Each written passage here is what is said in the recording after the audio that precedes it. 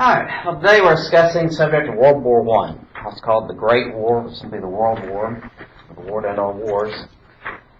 I'll talk about the background behind it, how it came about, how the United States eventually got involved.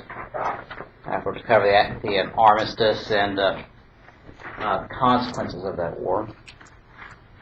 Look at the major alliance systems at the time, the Triple Entente, which became the Allied powers.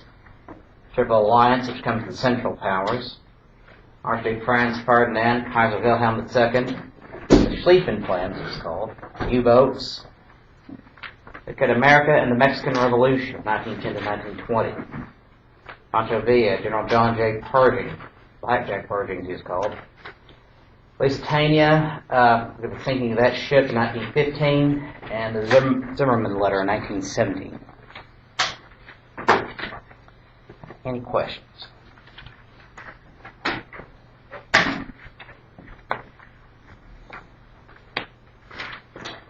One thing you have to understand about foreign policy and diplomacy is it takes subtlety and planning. It's not something you can do on the fly. It's not something you can always explain 15-second sound bites. Something that takes careful time and planning. Like I say, the solution that might give you some immediate emotional gratification may actually turn out to be absolutely the wrong solution. A guy on TV says, well, let's just bomb the living daylights out of these people. Okay, what happens if you do that? Is it going to solve the problem? No. Not necessarily in every situation. What's going to happen because of that? Well, it just makes a particular group madder and angrier and may draw international condemnation, making a delicate situation even worse.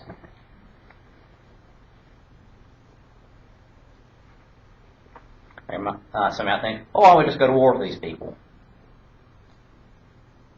Okay, it means thousands upon thousands of innocent people will die. It's one thing you have to understand about the history of war. It means no matter how just your cause is, no matter how accurate your weapons are, war means innocent people will die. People on your side, people on their side. People will die. Innocent people will die. Good people will die.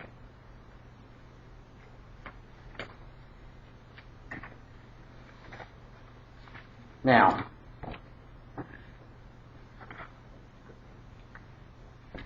another part of diplomacy requires cooperation, requires trust. As human beings, trust is not something that comes easily to us, especially as 21st century Americans. But if you're going to build something over time, a civilization, disparate communities, living in peace with one another, trying not to destroy one another, that takes cooperation, that takes trust. It means it takes time. Which means the person you hate today has to become someone you're willing to trust, someone you're willing to live with in the future. That's the way history works. That's the way civilization survives. That's why we didn't destroy ourselves in the Cold War. It means the Russians and the Americans, even though we hate each other, we didn't trust each other, we had to learn to live together. Otherwise, there have been hundreds of millions dead in a nuclear war. We live in an age built by World War I. The whole last century, world history, has been dominated by the consequences of World War I. So without World War I, you don't have World War II. You don't have the big sequel. Why does World War II happen? Because of the fallout from the peace treaty of World War I. So you don't have prohibition in the United States because of World War I. Because such as anti-German sentiment in the United States, alcohol became a target of prohibition because it's so closely connected to German culture.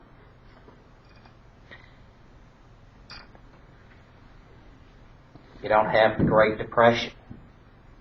Europe never really recovered from World War I.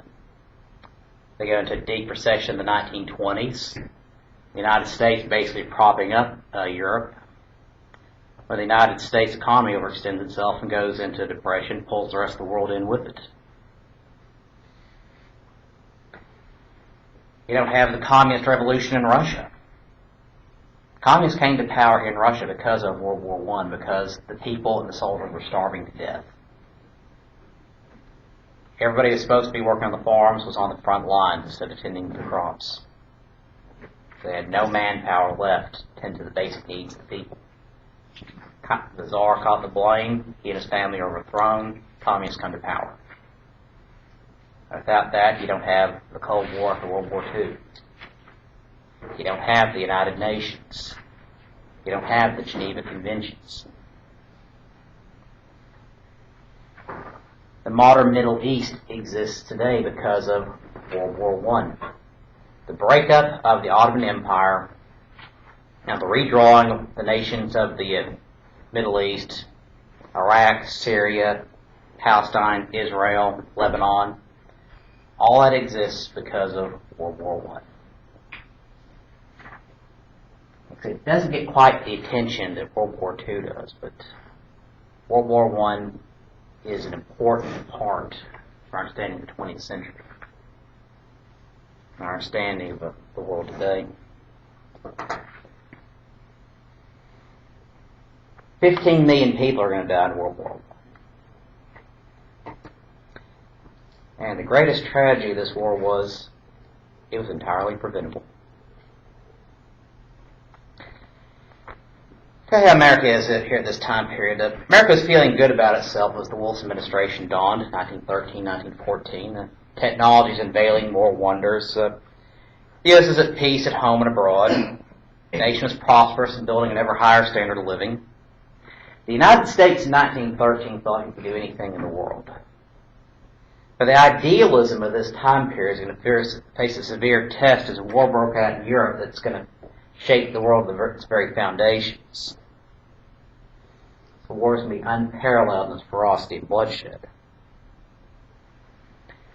Now, when you get to 1914, conditions between the major European powers are strained.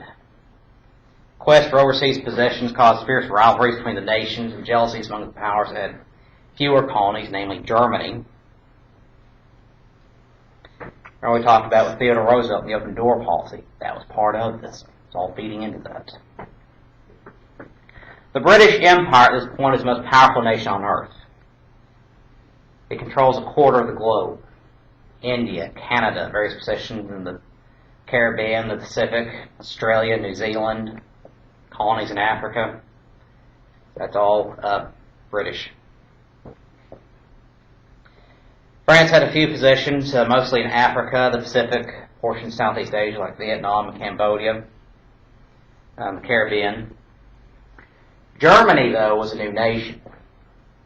Actually, it had been a patchwork of different states up till it was finally unified in 1871. Before that, it was loosely united by a common language and common heritage. And because Germany's a new country, powerful new country, it's wanting to make up for lost time. So late 1800s, early 1900s, we're the same kind of thinking with the Spanish-American War. Colonies were a status symbol. Colonies showed a nation's prestige, showed it had some power and influence overseas. The more you had, the more powerful, more influential you were. Now, as Germany united as a new nation, it had humiliated France in the Franco-Prussian War. Afterward, a series of entangling alliances drew the nations of Europe into a tighter and tighter web. France was swearing revenge. Germany's looking forward to the chance of having a rematch with France to knock it off once and for all. And so an arms race developed on the continent as nations rapidly built navies, modernized their weaponry and tactics, and increased the size of their armies. So you got all those problems coming together. Colonization. the alliance system. Now, nothing wrong with having friends, but here's the problem with the alliance system is, in the 20th century, a lot of these alliances weren't exactly advertised. They're secret alliances. Countries, one reason or another, deciding they don't want to advertise their alliance with another country, so some countries decide to go to war with another country. Things to be a quick and easy war, knock off some little neighbor. Well, it turns out they walk into a trap. They're suddenly at war with 5 or 6 other countries.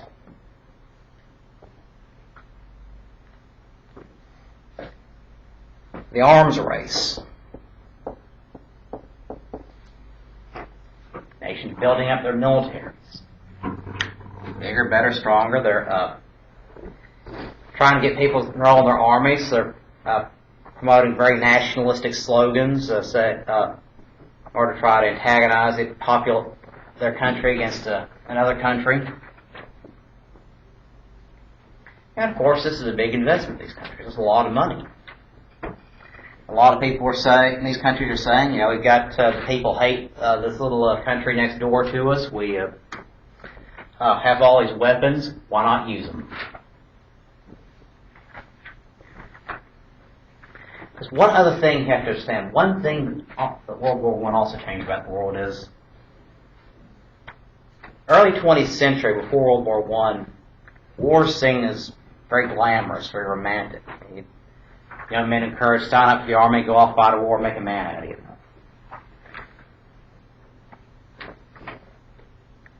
But World War I, with its mass slaughter of troops, really changed that. Nations before World War I were very willing to go to war. Afterwards, not so much.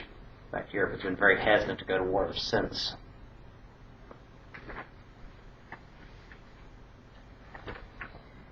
Now, the great problem in Europe was the dying Ottoman Empire, which at its height in the 16th century controlled North Africa, Turkey, Greece, the whole of the Balkans, that is southeastern Europe, and most of the Middle East. The Ottoman Empire is what they called the sick man of Europe. If you go to page 748, see a map of Europe in 1914. Countries colored by their alliances in World War I. It's a very different Europe from the map of Europe we're used to today. So some countries exist today that are no more. New countries will exist after World War I that don't exist at this point. National boundaries strangely out of proportion. But it's Turkey here, the Ottoman Empire, that's the real problem. Now, the Ottoman Turks had seen its dominion of the Balkans decline for decades as various ethnic groups had risen in the Balkans, steadily agitating the Turks and the great power to the north, the Austrian Empire, expanding their influence. Romania gained its independence in 1878, Bulgaria by 1908, Serbia in 1878, Albania by 1913. They all won their independence from the Ottoman Turks. So what you have is all these new nations in southeastern Europe that want to see themselves as great powers they had been back in the Middle Ages, start fighting among themselves, fighting among the Turks, trying to expand their territory, trying to expand their influence, but they're new and weak nations. So you have the huge Austrian Empire basically tries to move south to fill in the power vacuum below. Nature and politics in wars of vacuum. But Austria, though, is having its own internal strife. It controlled most of Central and Eastern Europe and is eyeing this new territory to the south. But late in the 1800s, the Austrians agreed to a dual monarchy of the agitated Hungarian population, creating the nation of Austria-Hungary.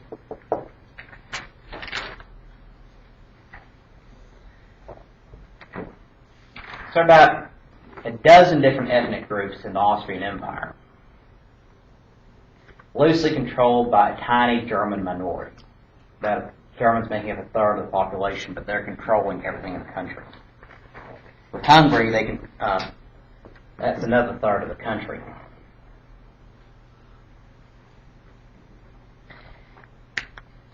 And of course, you have a very complex alliance system, triple alliance. One of them. It's Germany, it's Austria-Hungary. Up until the beginning of World War I, it included Italy. Triple Entente is an alliance of France. Remember that because Entente is a French word. Great Britain and Russia.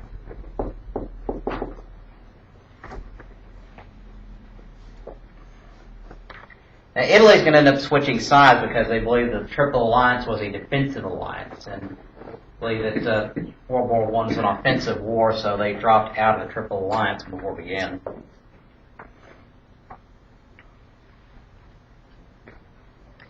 Now, a few small wars erupted in the Balkans between 1911 and 1913,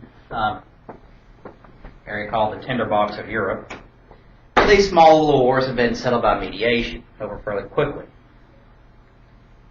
Now, Austria-Hungary controlled the areas of Bosnia, Croatia, Slovenia, what is now northern Serbia, which is part of Hungary at the time, and had its eyes on Serbia and the new Balkan nations.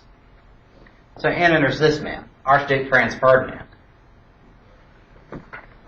He is the heir to the throne of Austria-Hungary. Next one in line.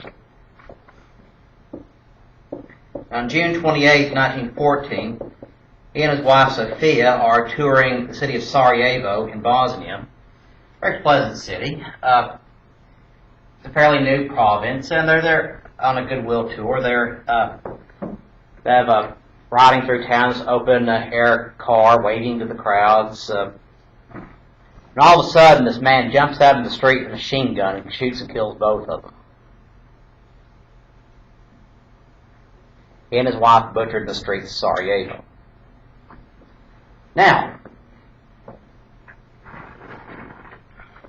they find out this man who did it, he did live in Bosnia, in Sarajevo, but he was Serbian and was working with a Serbian organization that was trying to destabilize Austrian influence in Bosnia. Also, Austria-Hungary is clear. Serbia is behind this attack on the death of the Archduke.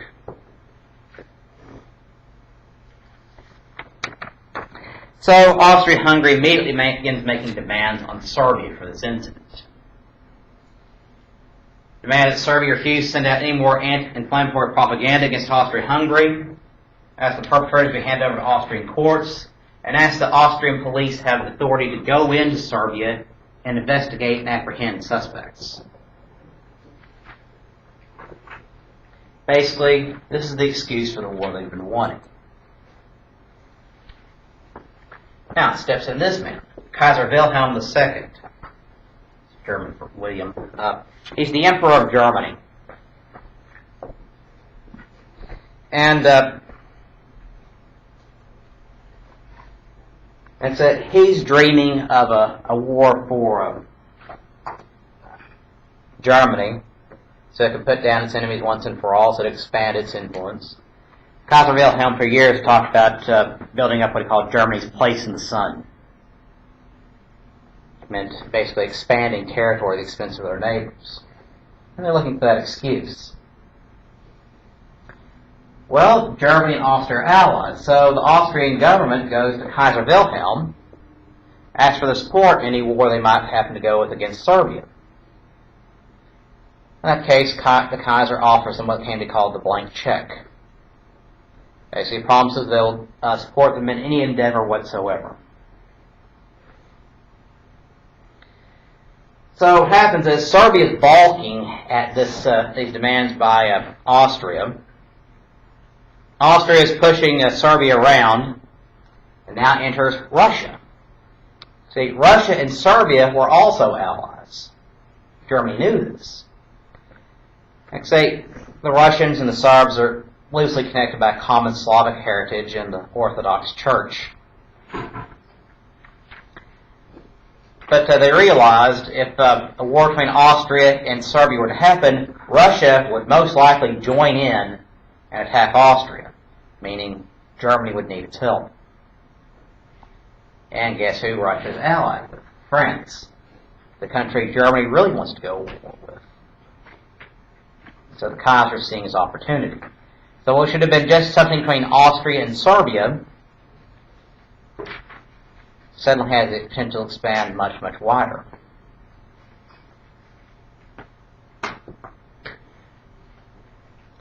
So, if Russia went to war, Germany would have to declare war on Russia. France, in response, would have to declare war on Germany. So, Germany had prepared a plan for this contingency, something called the Schlieffen Plan, built by the German General Staff. Basically, the plan was to swing around the French defenses. So you'd have, so let's say, for example, this is France.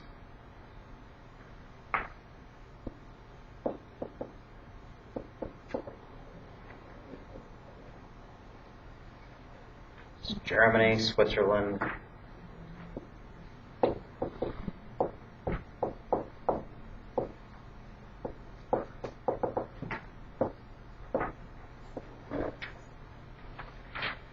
This is their plan, France and Germany. France is expecting that the French are going to try to attack Germany on its border, so German troops will be there to meet the French troops. But the bulk of the French army is going to be here on the border, I believe. So Germany is going to go around the French army, take out Paris, swing around, surround the French army, and force their surrender within a matter of weeks. Called the Schlieffen Plan. Basically, we're going to have to attack a neutral country to do it. And because Russia, even though they have a large army, they're going to be a lot slower to mobilize. Not have their, so not be as quick on the draw as France is going to be. France they can knock out in a few weeks. Once they're done with that, Germans take all their forces, go to Russia. Germany has an excellent rail system. They can move troops back and forth very easily. They go to Russia and slug out in a long war with them.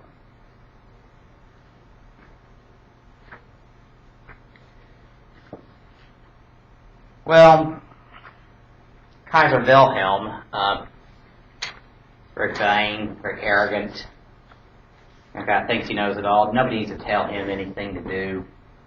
He already has all the answers.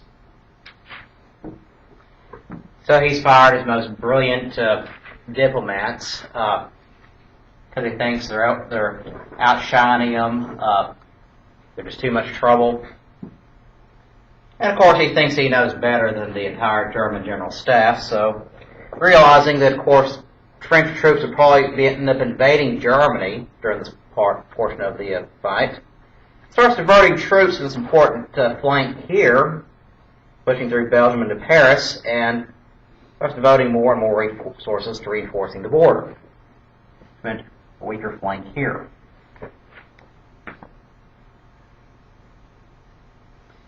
So, it all comes together. August 3rd, 1914, Germany declares war on France and Russia. Serbia and Austria have already declared war against one another.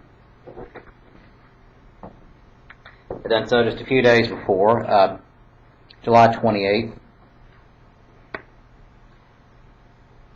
So, and then after that, the interlocking system of alliances kicks in, and everybody declares war on everybody else. All the secret alliances kicking in. Got those new weapons, and boy, they're going to use them. So, this comes a world war as all of Europe comes embroiled in it, and not only Europe, but because European powers are colonial nations, they start drawing in all their colonial forces from overseas. So Italy drops out. Belgium is invaded, becoming not part of the Triple Alliance, but now the Allied powers. Italy starts expanding rapidly. Portugal and Romania joined the Allies in 1916.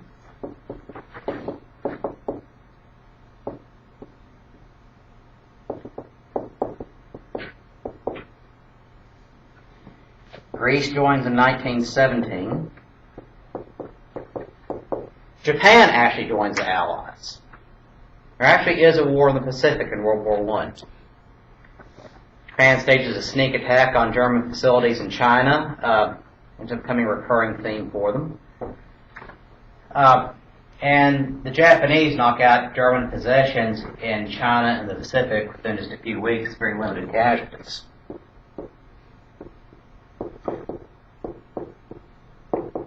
And the United States will join in 1970. Well, Germany and Austria-Hungary start realizing they're going to need some more help here pretty soon, so later in 1914 they convince the Ottoman Empire to join them. And they know they're in trouble, and they have, your answer is that it has to be the Ottoman Empire. The Ottoman Empire joins, and then Bulgaria joins in 1915.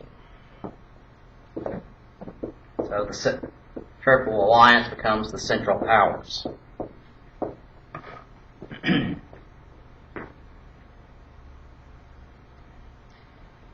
So the colonial powers calling in reserves and overseas positions. So Britain is calling in Canada, Australia, New Zealand, India. France's are calling their foreign legions from Algeria, West Africa, Central Africa, calling in troops in those areas as well. And so you've got all of Europe basically joining in on this fight. So this basically is World War I, because a Serbian terrorist living in Bosnia assassinates the Archduke of Austria. Germany declares war on France and Russia. Make sense? It doesn't me either.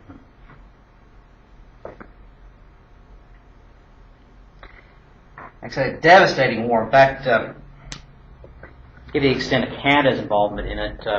Canada's Capitol building in Ottawa is a memorial to the soldiers, Canadian soldiers who died in World War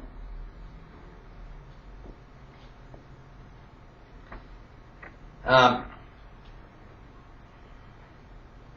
Well, the war has horrible new weapons. The century's great promise of new technology is being used in slaughtering of millions of people. Aircraft began to be used as military weapons, not just for reconnaissance. And so actually starts out just basically primitive planes flying back and forth. Sometimes the pilots start waving at each other. Sometimes they flip each other off or something. As the war dragged on, they started carrying sidearms. They started trying to shoot at each other. These are open cockpit planes, little biplanes. And they started mounting machine guns on the planes, so they start trying to shoot each other down. It's very difficult because the engines are weak. They stall out very easily. The cockpits are basically just cloth coverings, so there's no shielding for the pilots. They're shot, they crash the plane. I'd say a typical lifespan of a fighter pilot might be just a few months for the finally shot down. Eventually, they start dropping these little small handheld bombs, like 5, 10, 20-pound bombs on any positions to see if they can hit somebody. But aircraft are beginning to be used. Machine guns saw the widespread introduction. Still very primitive, but able to fire very rapidly, mow down anybody coming at them.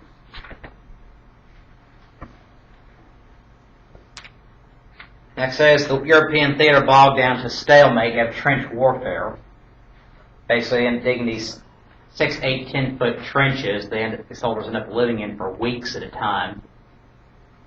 Sitting here in the mud, puddles filled with rancid water, bugs, blood, pieces of what had been their best friends. And they're living here week after week after week, getting mowed down a little bit more at a time. Nerve gas starts to be used, particularly mustard gas and chlorine gas. Trying to use poison gas to kill as many troops on the other side as possible and try to push through that way. U-boats become a very important part of the war. See, the Germans realized quickly, before this, that to match the strength of the British Navy, the British surface fleet, they go underwater. These are German submarines. The German term is Unterseeboot.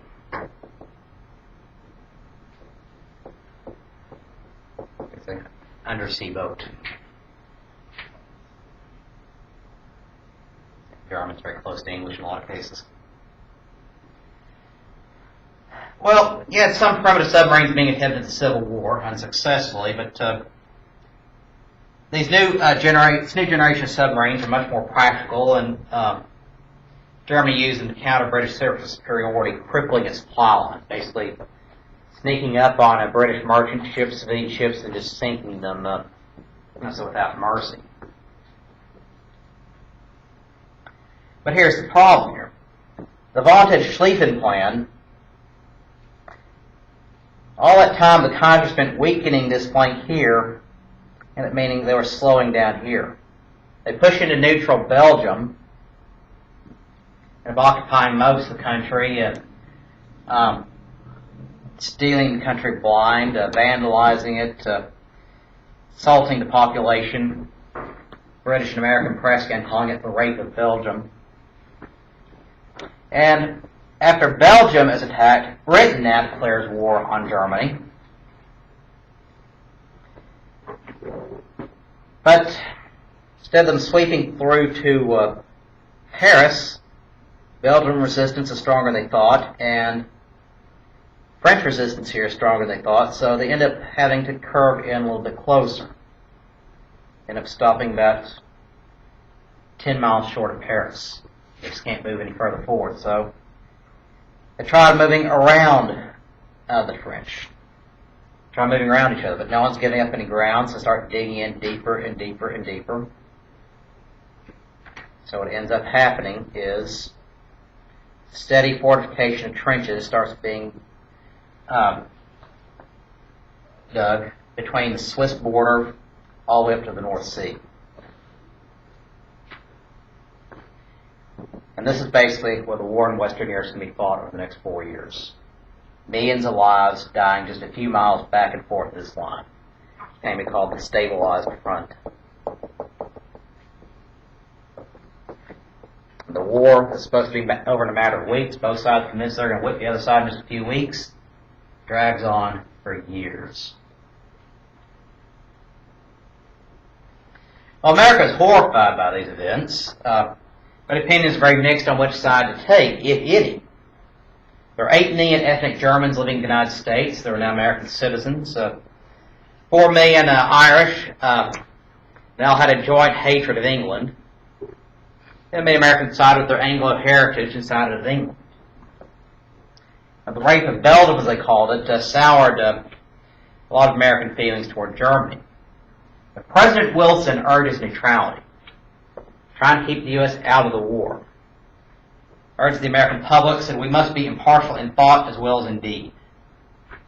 Subsequent events have made this exceedingly difficult. Now, Wilson had called on both powers for restraint, had called for both sides to mediate. In fact, as late as 1916, Woodrow Wilson is offering to both sides to mediate into the war. Wilson tries to end the war. He is trying to stay neutral, but he is steadily being drawn into it. Now, revolution broke out in Mexico in 1910. So this is attracting America's attention much more than anything else at this point. Mexico, in the midst of a 10-year-long civil war, 1 million people are going to die in this war. So you're going to have a flood of refugees flooding into South Texas, and California. They're trying to escape the violence and the chaos of it. The war starts in 1910 in Mexico after the attempt to overthrow the longtime dictator of Mexico, a man named Porfirio Diaz. Diaz is forced to flee the country in 1911, but the fragile peace was broken in 1913 after the overthrow and execution of the newly elected president, a man named Francisco I. Madero.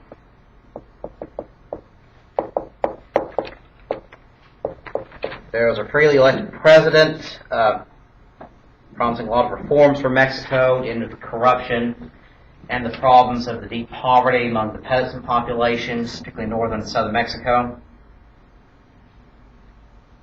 But basically, the situation is just completely destabilized, and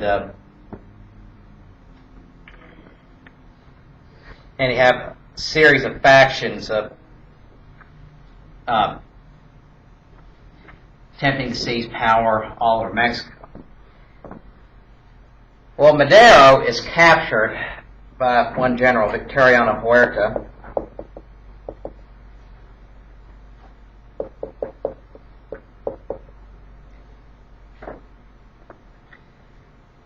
Except Madero is later shot in the back, Huerta claiming he was shot trying to escape his execution.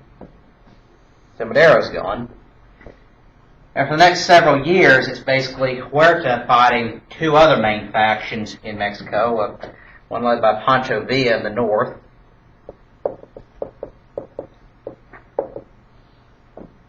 and Emiliano Zapata in the south. Now, Zapata had been fighting the Mexican government since 1910. Zapata and Villa are still great folk heroes in Mexico. Zapata famous for saying it's better to die on your feet than live on your knees. But Zapata's main concern was the large landholders are stealing the land from the poorest to the poor in southern Mexico. The peasants, the lands they've farmed for generations in common are being seized by the large landholders. They're being squeezed out. So Zapata is after lands for the peasants for farming. He is after much the same in the north, but a little more flashy and flamboyant. Also trying to seize all of Mexico. It's eventually going to try to bring the United States into the war. Like I said, Villa has been doing a bunch of espionage in Texas, deals with merchants and so forth for supplies. Villa and a lot of his men had stolen a bunch of cattle, trying to sell them in Texas for money for the war effort. Well, Mexicans for years not only frustrated about corruption, but disparities in wealth, but also international exploitation.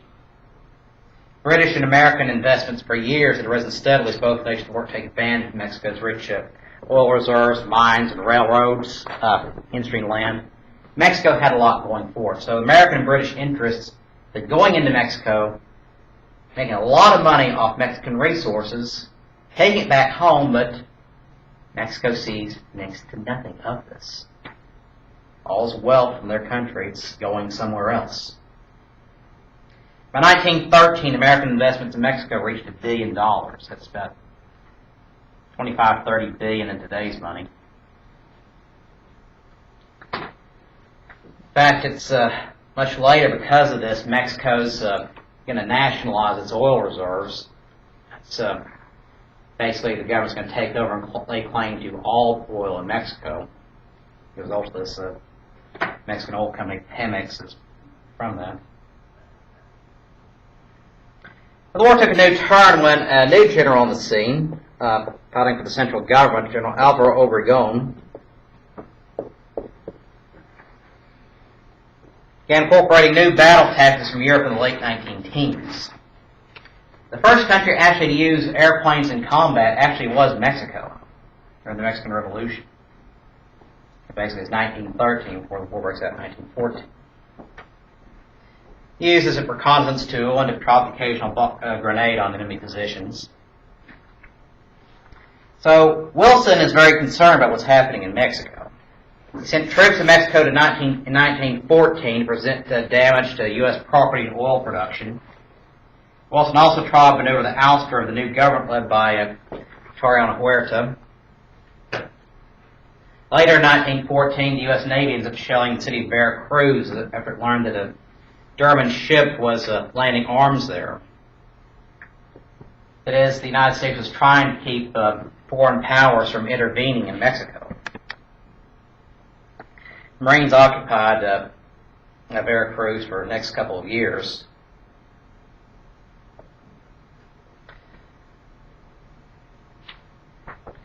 Well, 1916, Huerta's out in favor of another general, Venustiano Carranza.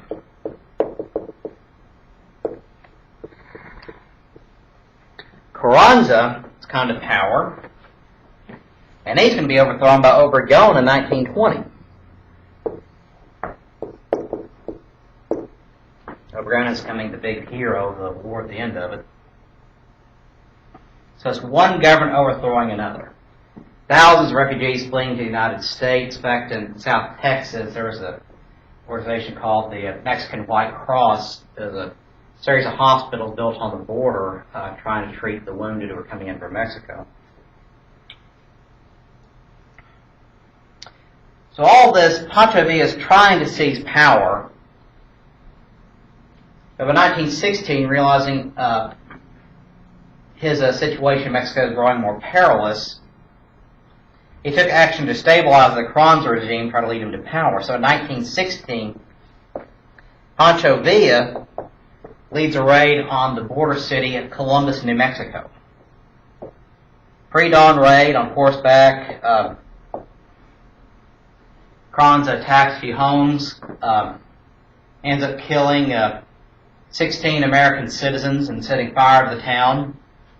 Quickly, the people mobilized and forced Pancho Villa's troops out of New Mexico. More of Villa's men have died in this attack than Americans in Columbus. But the idea, though, that Mexico is trying to spread the revolution into the United States upset Wilson. And so this man comes on, John J. Pershing. Wilson ordered General John J. Pershing, who was stationed on the border at the time, on a punitive expedition into Mexico to track down Villa. Well, Pershing engaged in a few skirmishes, mostly with Carranza's troops, but a few with Villa's troops. But Pancho Villa always ended up managing stage just one step ahead of Pershing. Interestingly enough, it was two young officers saw their first military action in Pershing's expedition, Dwight D. Eisenhower and George S. Patton, two heroes from World War II.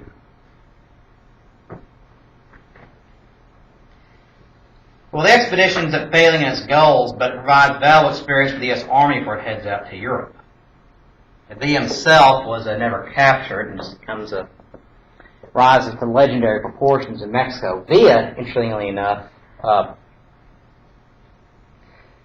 later he's bought out, basically bribed by the Mexican government, basically given a large hacienda, this large ranch in Mexico he can retire to. He does so in 1920. 2 years later, somebody sneaks onto the ranch, shoots and kills him. Zapata is lured to a conference, basically, supposedly to talk peace, but turns out to be a trap where he's shot and killed. The whole situation doesn't settle down until 1920. But Pershing, a very skilled tactician, very good in combat. Now, Villa is trying to inflame nationalism in this, by bringing the United States into this, basically saying that Carranza couldn't keep Mexico free of American influence, that American troops are all over Mexico. Basically, trying to weaken Carranza by bringing the United States into the war. So, the expedition is inconclusive. Villa is never captured, but Villa never again steps foot inside the United States.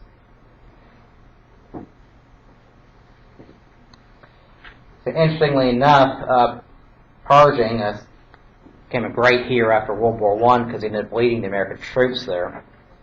Got a smack over the Pershing Highway. After that guy right there.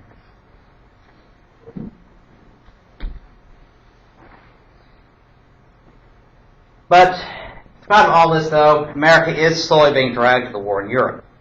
Wilson was demanding that the warring powers respect America's rights as a neutral nation, keep relationships with the other nations of Europe unmolested. But Europe was really uninterested in American desires at this point. In fact, both sides either trying to disrupt American trade to the other side, or trying to drag America into the war on their side. So here's what's ended up happening is, all goes back to the U-boats. Took off supplies bound for Britain. Germany announced the policy of submarine warfare to attack Allied merchant ships. Now, Germany promised not to attack American ships, a promise they kept until 1917. But in March 1915, an American citizen is in the war zone, and he dies when a German U-boat torpedoed a British ship off the coast of Ireland. Secretary of State at that time is William Jennings Bryan. He's a pacifist and urged Wilson to forbid Americans to travel into the war zone. Said as long as Americans are traveling in that area, they're going to be targets and probably may be injured or killed. And that's going to force a response from the United States. So what ends up happening is, the United States is doing a brisk business trading with both sides. We're giving weapons to the Germans, we're giving weapons to the British. We're loaning both sides money. Like I said, the nations of Europe by this point, 1915, 1916, they've bankrupted themselves. All this money they made off all those colonies and industrialization, they put every dime into this war. They have no reserves left, so they're having to borrow from the United States. And of course, American banks want to give them that money. But since they're doing business with Europe and in all sorts of different ways, means Americans are having to travel to Europe. And some just still traveling out of curiosity, which means they're traveling into a zone where ships are fighting each other, U-boats are sinking Allied ships and so forth. So of course they're going to be in danger. So Americans are dying. Bryan says basically we have no business being over there. Americans keep going over there. The Americans are going to keep getting killed. It's going to drag us into the war. But Wilson says, no, there's a bigger principle at stake here. Why should the U.S. have to change the way we do business because of Europe's war? Because a lot of Americans are employed in munitions factories selling weapons to Europe. Perfectly legal, legitimate work, but why should America have to suffer because of what's going on in Europe? We're a neutral country. They should just leave us alone. But Bryan, though, keeps warning him that these problems are going to keep coming up. And war was good for business. Orders for supplies and weaponry sent to the U.S. Allies are borrowing very heavily from American banks. By 1917, American loans to the Allies totaled $2 billion.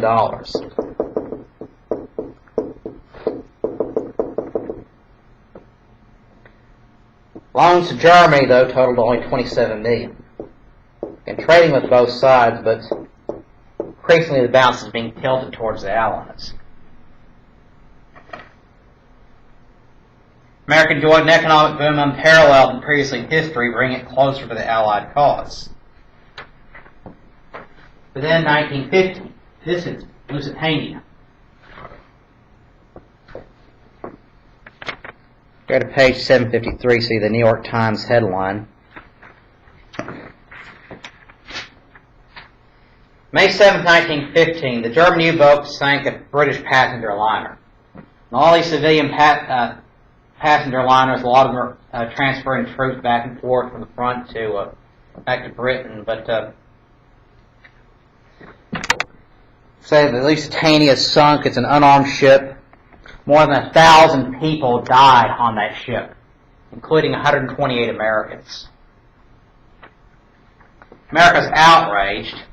Wilson demanded that Wilson promise never again to repeat such an outrage, and demanded that Central Powers affirm their commitment to neutral rights. the rights of neutral nations to continue trading with warring powers. Germany eventually agrees, but tensions mount. Now, the result of the Lusitania incident is not the American entry into the war, but steady souring of relations with Germany and increased resolve by the U.S. to defend the rights of neutral nations. See, with World War I, there isn't any one single incident that forces the U.S. into the war. There's no Pearl Harbor, there's no 9/11, it's just a steady series of build-up of a series of events over time brings the U.S. into the war. Well, after the Lusitania incident, Wilson demanded reparations for American losses and that the Germans protect passenger vessels. But William Jennings Bryan, now at odds with Wilson's ideas of neutrality, being a devout pacifist, resigned as Secretary of State, replaced by Robert Lansing. Lansing's a lot more hawkish. In fact, he's ready to go to war with Germany, where Bryan's willing to do absolutely everything to avoid war. Well, in 1916, the Allies announced they would arm merchant vessels to sink submarines. Germany responded that they would sink merchant ships without warning. And sometimes they would announce they were about to sink a ship, instead of fairness, but a lot of times they wouldn't. And I was saying, as a matter of course, they will not under any circumstances. So in February 1916, Germany declares unrestricted submarine warfare against all armed ships. Well, here's the question. It's dark, it's late at night, it's foggy in the Atlantic, and you come across a merchant ship. How can you tell if it's armed or not? You can't. So as a result, Germans fired an unarmed French steamer, the Sussex, a few weeks later. Several Americans were on board who were injured. Wilson protests, and the Germans eventually relent. Lansing urges Wilson to break off relations with Germany, but Wilson simply demands that Germany back down. The Kaiser, in the meantime, asks that Wilson compel the Allies to withdraw their blockade of German ports, but Wilson declines. He's not going to tell the Allies to withdraw their blockades. He's not going to tell them to do anything. He's telling Germany, respect America's rights as a neutral nation. So as we're going into 1960. Election year. And the war, of course, is a big issue. Wilson's trying to stay out of the war in Europe. He's offering to negotiate, to mediate. Wilson in 1916 campaigned his record, and the fact he had stayed out of the Great War in Europe. He kept us out of war was his slogan. Renominated easily by the Democrats.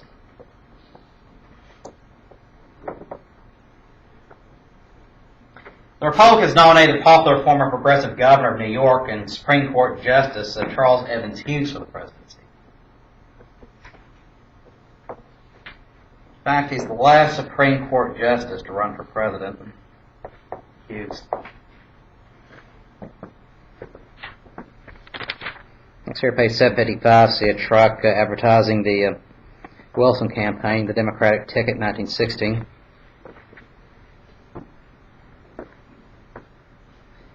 Well, the margin of the vote proves to be one of the closest ever.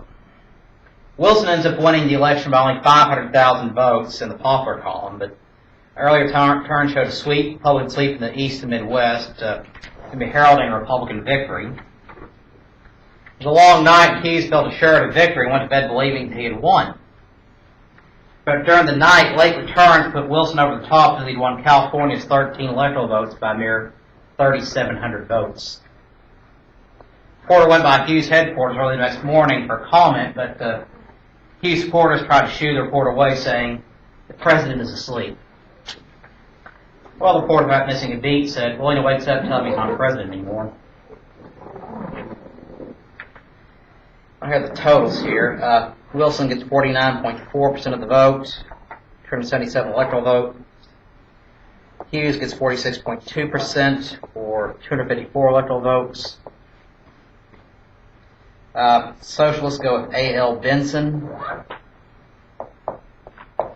3.2% of the vote. Prohibitionists go with J. Frank Hanley, rounds out the rest, 1.2%.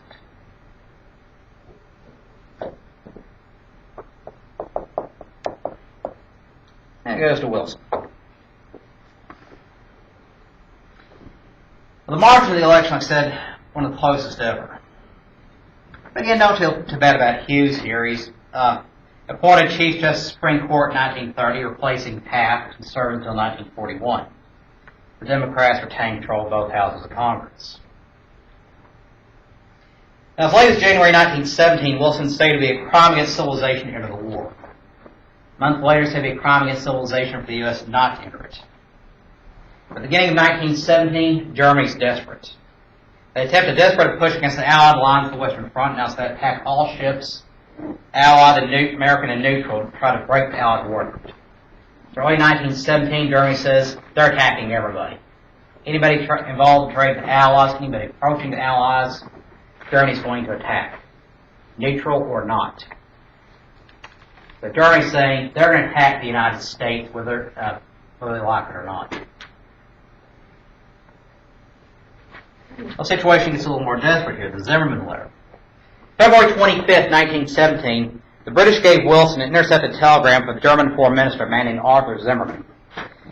Zimmerman sending this to the Mexican government through their embassy, offering to help Mexico regain its lost territory in the north. That is Texas, California, New Mexico, and Arizona.